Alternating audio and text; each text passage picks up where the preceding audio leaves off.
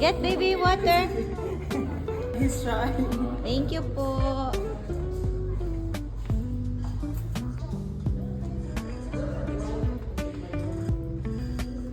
Oh, do you know na what's his name?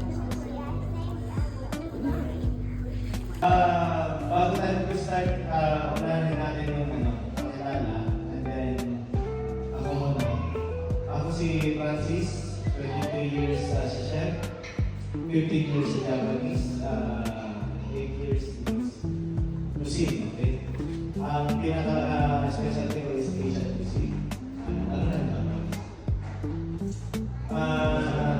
May dalawa akong pinag-ibig na restaurant sa Pilipinas, o international cuisine at Korean cuisine. Yun yung pinag-ibig sa Pilipinas. So, start tayo sa 20 years na rin sa Abu Dhabi, hindi mo chef pero sa Coco ka nagtrabaho. Ayun na, thank you. Oo. Ay, ako po si Ate Baby. Dati rin po nagtrabaho sa Japanese restaurant. Yun na. Magandang buhay everyone. Ako si Elsie. Ang trabaho ko mga joke lang. Ang trabaho ko ay magmahal. Afternoon po. Ako si Annie. Mag-3 years ako sa Ako po si Annie. Nagkakakit sa lahat ng klase ng bibigyan ginagamit sa sushi rice. Okay, may sa sushi rice natin. Okay, so ang gagamitin natin short grain, pwede na yung bibigyan. Paano nga ba, bakit nga ba mahal yung bigas ng Japanese? Ito yung mga langit. Bakit nga ba mahal?